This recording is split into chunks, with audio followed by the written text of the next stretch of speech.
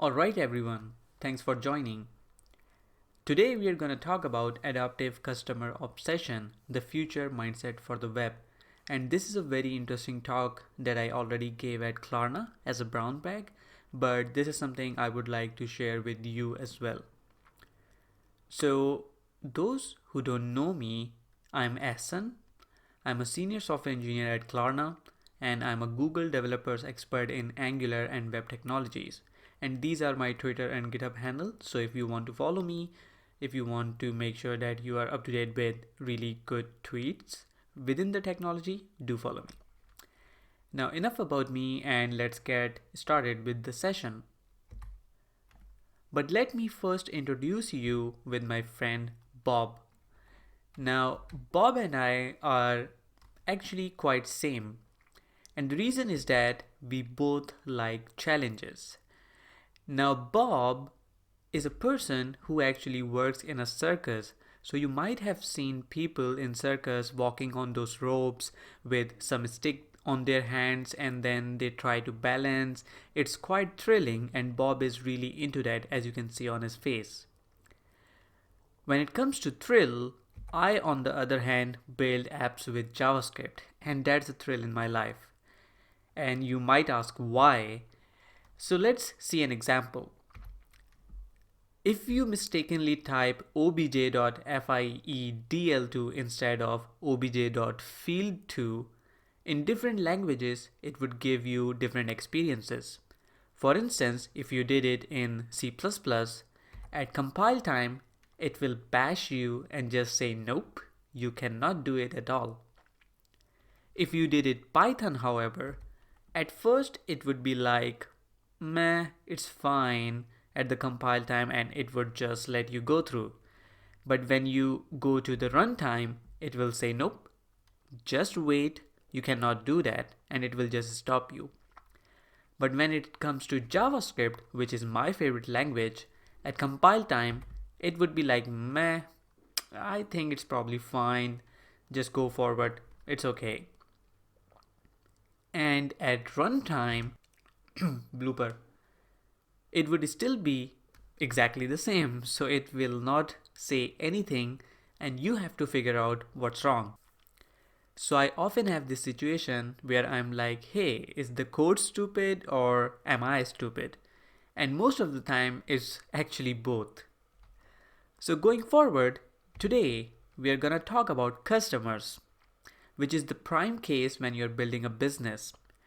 And Bob is actually a customer for many apps. Bob really loves surfing the web on his mobile device. But recently Bob told me that he went to his village and he could not actually use a lot of mobile applications that he really loved to use. And the reason was he was basically getting a slower network most of the time. The thing is that Bob is just like any other user, and there are billions of users in the world. So a user can face slow network, and it depends on what network they're on. They might be on 3G, 4G, 5G, and it also depends on the kind of application that the user is using and how much data is required. Now the question is, how do we make sure that the experience is more inclusive? And as a business, we also have to make sure that how do we support both the low-end devices and networks and also the high-end devices and networks by giving them the optimal experience. And this is because it is very important to do so, because a user's hardware and network constraint can massively impact the experience they're going to have with the business, and you wouldn't want to exclude a lot of users because of these constraints as well. Now, if we talk about how many users today use mobile, you can see that around 5.2 billion users now are using mobile devices today. And this number is supposed to be increased to 7.33 billion by 2023. Now, if we ask about how many people use smartphones today, it's around 3.5 billion users in the world. But many phones actually differentiate in different aspects. And if we talk about smartphones, there are certain components which may differ a smartphone from another smartphone.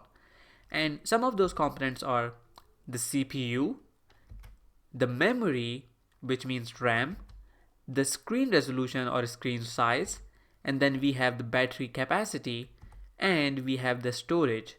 So these are one of the core features that differ one smartphone from another. Now, if we talk about a survey about the most selling smartphones in only the first half of 2019, you can see that there's a huge gap between the multi-core score devices and a single core score devices, because all of these devices were the top selling. But you can see that there is a lot of difference when it comes to benchmark, and you can see that Geekbench version 4 was used for the benchmarking of these phones. So not all of the high-end features which require high-end devices could be used by the users who actually bought these phones. Not all of them, at least. So what do we do to make sure that everyone is having a good experience? This is something which basically Google has been pushing for quite a while, and they say that if we want to build faster websites, we should potentially use slow hardware. If we talk about the devices that we develop our websites on today, most of the developers use either a really good MacBook Pro or a very good specifications hardware, which might be a really good laptop. So if we just talk about the highest selling laptops on Amazon 2019 and their score with Geekbench version 5, you can see that the most selling laptops do not meet the exact requirements as the ones that we are developing on, for instance, MacBook Pro. So essentially, the users who are going to use your web apps or websites might not have the same device as you, which kind of makes sense because it's usually the case, but it's also concerning because they will not have the same experience as you while developing the web applications. The question comes in, is it necessary to provide a good user experience for every user out there? And a more important question is, does it have to be the exact same experience for every user?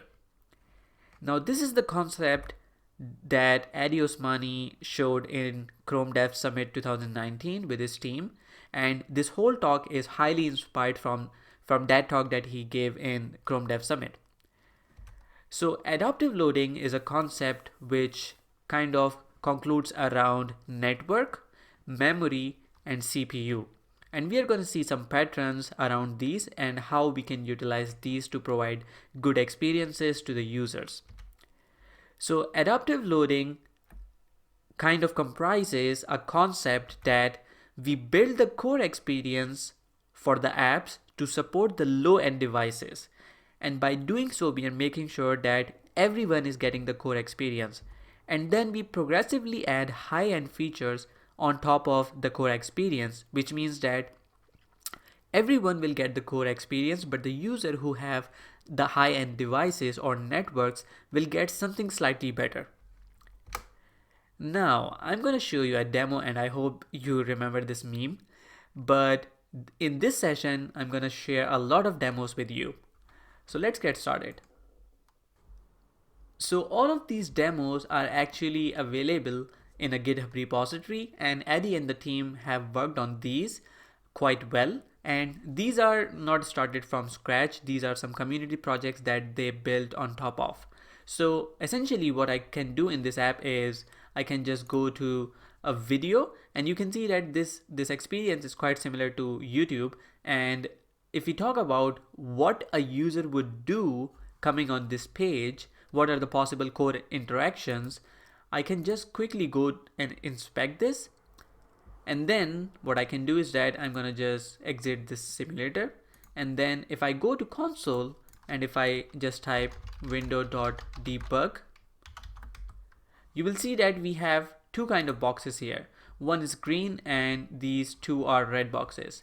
Now this green box reflects the core experience that the user wants by coming on this page. But this red one is a secondary experience which the user might not want. Now, what I'm going to demonstrate you is if we have, let's say, a regular connection, what would happen? So if I just reload and if I go to inspect, and let's say if I'm just going to network to clear the network logs, just let me quickly do that. So if I clear this out, go to all, and if I now enable manual testing, you will see that we load a lot of things here, which include a lot of images as well. Let me just quickly shrink this a bit. So you can see that this thumbnail that we have is high resolution. If I scroll down, you can see that there are a lot of comments here. And we also have some suggestions here, which also have some thumbnails.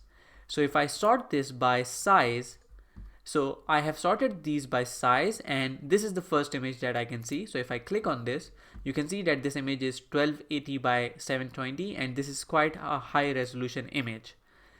Now, if the user is on a slow network, should we still be passing all these high resolution images to the user? Maybe not. So let's see what happens when we toggle this to poor network or CPU conditions. What I can do is that I can go to slow 3G, clear this, and just refresh. So we will see what kind of images now we get. So you can see that we still have this image, but now they are not high resolution. So if I just sort this by size again, and I go to HQ default, you can see that we have this 480 by 360 image, which is a low resolution image. Now going back to the slides, the next thing to discuss is these core components and what they allow us to do. So with network, we can fine tune the data transfer. We can use less bandwidth on slow connections. We can respect the user's data saver preferences, allowing the user to use less bandwidth. With memory, we can reduce the memory use on the low-cost devices or the low-end devices, and we can also optimize loading any resources which might be memory intensive. And also, if we have a low-end device, we can opt out of animations, so we can still provide a really good user experience, but without the animation, so it kind of consumes lesser memory. And for CPU, we can limit costly JavaScript on low-end devices. So what would be the benefit of this is you can decide which features are CPU heavy features, and you can opt out of those features for low-end devices. Now, Adi Usmani and the team also announced something called adaptive loading React hooks, and this is perhaps something that you would really like out of this talk. So they have kind of published a package which is called React Adaptive Hooks, and you can actually install them in your projects by just doing npm install React Adaptive Hooks. I'm going to show you the command. So here's the command npm I React Adaptive Hooks, and once you have installed them, you can basically use these hooks like use network status within your components, and then you can decide based on different conditions what you want to render on your front end. So this is available today to implement in your React web applications. Now going back to the slides, we were previously talking about users, and let's talk about Bob. So the users or Bob might be on 2G, 3G, 4G, and we can use a pattern called network aware loading. And what that does is that you can basically see from window.navigator.connection.effective type what kind of network you are on. So it could be 2G, 3G, slow 2G, or 4G, and whatever you get out of this, you can then use it for providing a separate kind of experience. One pattern that we can combine with network aware loading is called adaptive media loading. So people with different kind of connections can be provided different resolution of images. For instance, people on 2G would get a smaller image. People on 3G will get a medium resolution image, and people on 4G will get an extra coronavirus. So if we move forward, we can also use the React hooks that I just mentioned. So you can import that in your components, and then you can decide what kind of resolution of image you want to render with different source URLs, of course. Now, I also have a demo for you for this case as well. So let's go towards that. So this is also a really great example, which is in the same GitHub repository. This is called React Movie. And what it does is that I can quickly go to, let's say, any of the movies. So if I go to Sonic the Hedgehog, you can see that we have this image here, we have this image here, and we also have like images here and there. So if I go to network, and let's say if we try to go to image, and then if we sort this by size, you will see that we have a lot of image here and there, but the most expensive image that we have here is this one. It's also 1280 by 720. So if I hover over this, you can see that it's around 200 KB. So what we want to do in slower network conditions is not to provide the user with these heavy images. So what I can quickly do is that if I go to a slow 3G, and let's say if we refresh now, you will see that the images that we get back from the server are not the high-end images that we were getting before. So if I try to sort this by size and go up, you can see that the image now we are getting is around 300 by 169, and it's only 15.2 KB. So this is a really good example for using network aware media loading or adaptive media loading.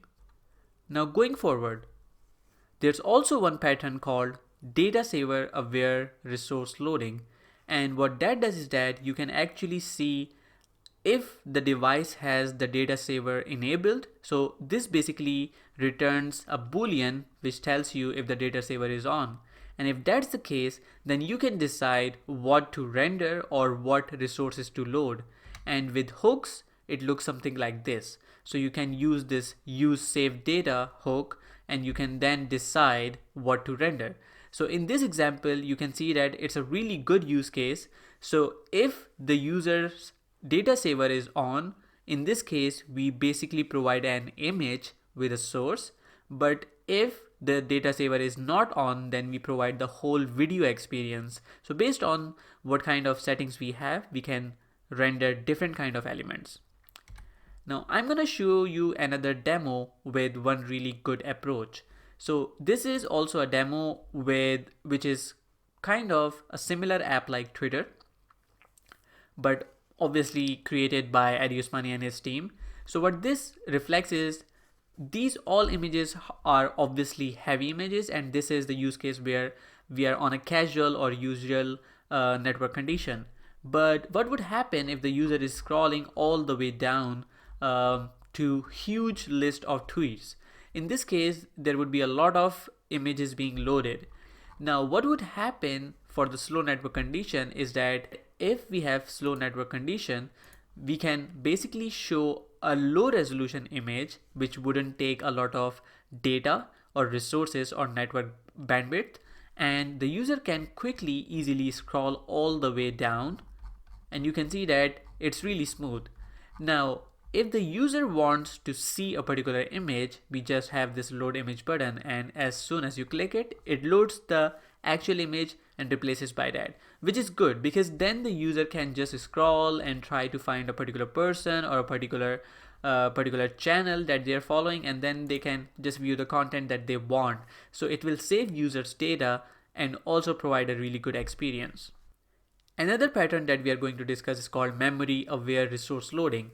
And this one basically sees how many gigabytes of memory does a device have. And you can quickly check that by window.navigator.device_memory, and this gives you back a number which you can use for your use cases. So for instance, right now it says device has a minimum of 8 gigabytes of memory. With hooks, it would look something like this. So you can use the use memory status hook, and then you can decide what to do with that. So in this example, if the device memory is less than 4 gigabytes, we are just showing an image, probably with a lower resolution image.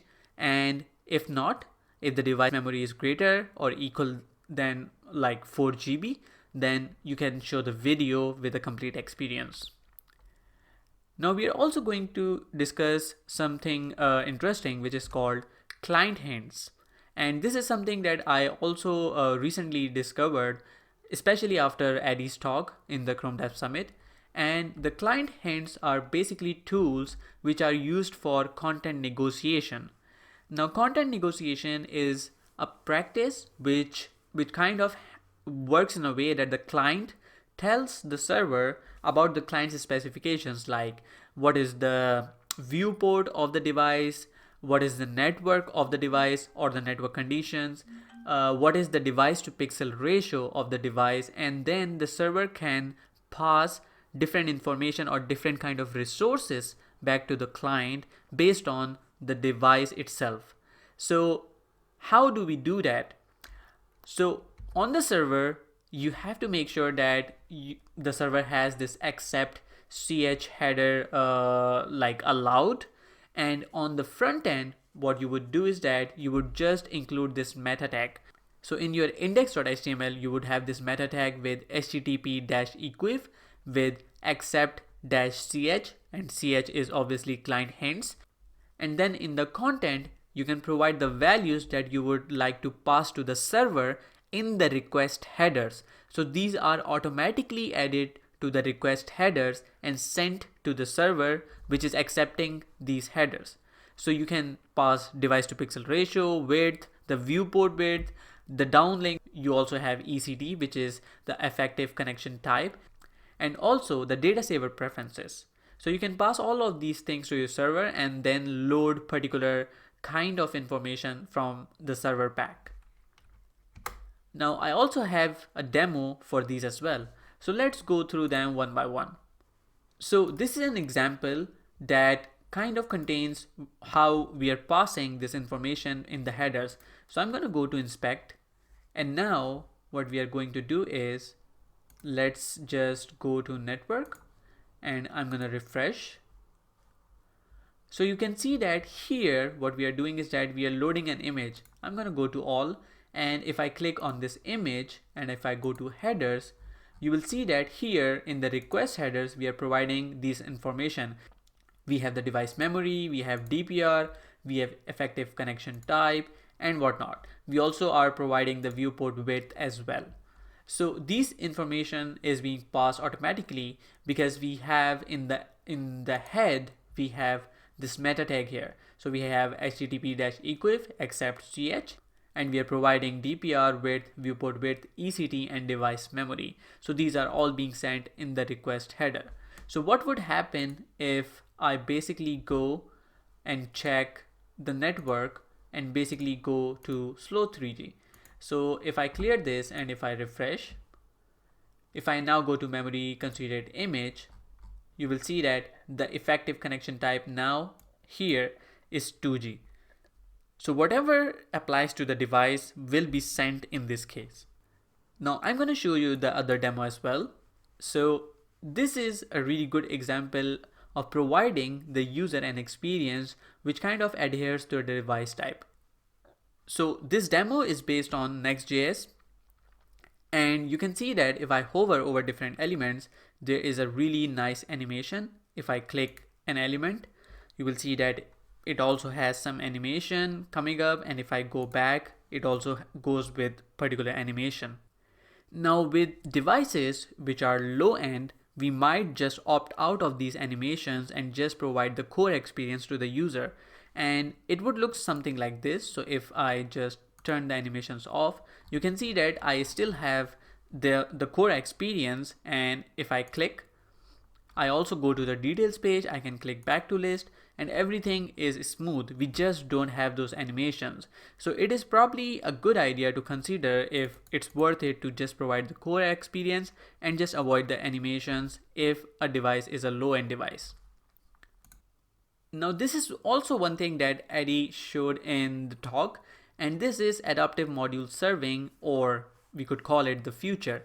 And the idea is to have a request, let's say from your web app. So the client or the user requests a page, and the page then goes to the server or whatever to see what is the device type. So there would be a device classification, and then whatever server we have could return a particular experience based on the device type. So it could be a light experience which is for everyone, or it could also provide the high-end only features. So this is something that really interests everyone out there who's working with adaptive loading. So one of the concepts that we have is called adaptive code loading. And the way it would work conceptually is, let's say if you have an app which has home, products, and then you go to a particular product item, for every user out there, there will be a core experience. For instance, for the item, the user can view the image with an image viewer. But if the device is a high-end device, then we can provide additional features on top of that. For instance, we could provide a zoom feature or a magnifying feature or a carousel. So this is also a really cool concept to learn. So the way you would do that in React today is, you might already know that we have something called suspense and lazy in React, which is used to kind of load components dynamically. So we can combine those with network conditions by using the use network status hook, and we can see if we are on 4G, then basically we provide the full experience to the user because the user's network conditions are good. Otherwise, we provide this light experience. So it's a combination of the hooks as well as the features which are already in React for lazily loading different components. Now, a light experience in this case would be just to show the image with the URL that has been received in the component. While in the full experience, it might include a React magnifier, which allows you to magnify the image as well. Now we are going to see a demo with this exact concept around. So this is also an example that the team put, and this is something that you would see on eBay or similar websites. So if I hover over this item, you can see that I can quickly zoom, and as soon as I hover on this box, the magnifier pops up and I can zoom the image. Now, if we talk about mobile devices, do you think it would make sense to have this magnifier there as well? Maybe, maybe not. So this app kind of works with certain techniques that are actually using the same concept. So with the mobile, if I now hover over it, you can see that there is no magnifying experience.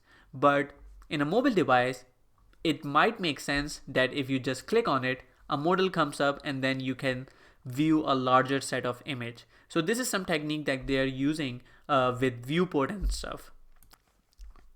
So in order to see how much overall resources we are shipping right now in a usual experience, I'm just gonna increase this a bit, and then we can quickly refresh and see how much resources we are loading right now. So you can see that we have around 574 kilobytes of resources. And if I open this magnifier, you can see that we are loading the images more and stuff. But let's not go into that. We have around 580 something kilobytes. So if I kind of go into a slow network, let's say keeping the same viewport, if we go to network and then if we try to just make this slow 3G, and I'm gonna refresh again, you can see that overall we are now at around 500 kilobytes, which is, it is basically excluding 80 kilobytes somewhere. And if I now try to hover over this, you can see that we don't have the same experience because we kind of saved some data by not providing that experience. Now going forward, we also have another pattern called CPU cores aware resource loading. And in this, we basically analyze how many cores are there in the device that we are working with. So you can check that by window.navigator.hardware concurrency, and this basically returns a number which tells how many logical processor cores are there in the device. And with hooks, it would look something like this. You can use the use hardware concurrency hook, and then you can do a lot of stuff based on the same logic as we discussed before. Now there's also this pattern called adaptive data fetching or prefetching. And what happens is that a lot of applications today prefetch the data for the user. For instance, if the user lands on a page and there are a lot of links on this page, the app decides, okay, this is the link which is probably the next link that the user is gonna go to. So we already prefetch the data. So when the user clicks on the link, the transition is really fast because we already have the data that we require. But it might not make sense to do so for users who are on a slow network, because then we are just constantly loading data and the user is being charged for that. Similarly, if we have an app that returns some results, it would make sense to have like 25 results in a usual network condition. But if the user is on a low network, you could potentially fetch lesser results, let's say 5 results, and provide a button with load more. Now the user can either load more, or the user can refine the search to be more precise, so the result might come in those initial 5 results. So these are something that you can think about when building such applications, with adaptive loading, of course. So I'm going to show you a demo which revolves around the same situation. So if we go here, and you can see that here we have the network connection as 4G, and if I go to search, and let's say if we try to find iPhone, we will get around 25 results. So you can see that I can scroll to all of those results. Now what would happen if we just switch to a slow network? So I'm gonna go here, and then we are going to switch to slow 3G, and then I'm gonna refresh.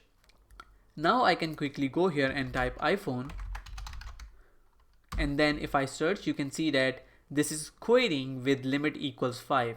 And if we switch to kind of online, now we are on 4G, and if I just hit enter, you can see that now the query went with limit equals 40. So with different network conditions, we can fetch different results, and we are obviously checking this within the browser or within the client, what is the network condition and how many results we have to fetch. Now you might be thinking that, okay, these are these cool tricks that we are talking about, but are there any companies right now who are actually working with these techniques? So one of the vendors is Tinder Web. So Tinder Web basically uses a lot of techniques related to adaptive loading, and they have found really good metrics with these techniques. So let's discuss what they do actually. So in Tinder Web, they disable autoplaying the videos when they detect that the user is on a slower network. They prefetch the in-view links only when they are on 4G, so the user with slower network isn't charged much. And similarly, they limit the carousel images on slow networks or data saver to, let's say, having one. So when you see a person's profile in the list, it would only have the first image that you see right on the screen, and as you swipe through it, on every swipe they load the next image. So these are some really cool techniques that they are using to provide good experiences to every user out there. Now there's also a pattern called device class detection, and this is something that Facebook uses in its own app, but it's way different than what's shown on the screen. And the way it works is that you provide the user agent string, which is within the browser. So you provide that to some kind of device name detection service or whatever you have on your backend, and then you can compare it with some third-party API, for instance. So for example, you could use Geekbench CPU benchmarks, and with the user agent string and the device classification along with the user score or with the benchmarking score, you can actually decide what kind of device class this is. Is this a low-end device? Is this a high-end device? And then based on that, you can provide a particular experience to your users. And the way you would potentially build it is just try to get the information about the users, maybe passing them to your servers or logging them somehow. And then once you have enough data, you can then analyze a pattern on how much users that use your applications are on high-end devices or low-end devices, and then you can perhaps build a whole system to provide good experiences. Now I'm going to show you another demo which revolves around this same situation. So this demo basically provides this information and it passes to a third-party API which basically returns back the score for the device. So I'm gonna open this inspector now, and then we are going to see in the network what happens if I emulate a device. So let's say if we are emulating iPhone 5 SE, you can see that it kind of sends a request to this API, and then it returns back this information. So it has ID, samples, and this is score. So you can see that the score here is 754, and this is considered, let's say, a low-end device in this case. Now if I switch to iPhone X or maybe Pixel 2 XL, and if I refresh, you will see that the API returns a much larger score, which is 1818. So the device is basically being kind of detected, and it kind of then loads certain kind of assets. So once we get the response back from the server, you can see that in case of Pixel 2 XL, we are loading some asset called heavy.somenumber.chunk.js. But if we go to, let's say, iPhone 5 and refresh, you will see that once we have got the response from device, we are loading this light.somenumber.chunk.js instead of the heavy one. So based on the device class, we are providing different experiences to these users. So moving towards the end, let's summarize what we have learned today. We have learned about adaptive media loading, we have learned about adaptive code serving, adaptive data fetching. We also learned how we can use network, memory, hardware concurrency, and load different resources based on the information. And towards the end, I'm going to say adaptive loading is not a magic wand. You cannot actually use that without considering its caveats. For instance, what about caching? So if a user has, let's say, a network condition drop from 3G to 2G, what would happen if the user goes back to 3G but everything is cached within the browser? So you have to consider those things when implementing these solutions. And you also have to see the browser support, for instance, the Network Information API, the Safe Data API, and see what browsers it supports and how much of your users it covers when it comes to browsers. And also do consider that if we keep our designs and experiences more inclusive, for instance, you can see how sad Bob is here, we'll have even more customers to be happy with our products, which means we'll get more success. Now I could get some questions, but I think it would be wise to just share on the comments and then I can get back to you. So thank you everyone for joining, and I hope that you learned a lot from this whole session. If you like my work, you can follow me on Twitter, and also you can go to GitHub and see my repositories. I have libraries with over 1 million installs. So I hope you will find some really cool stuff here and there. Thank you.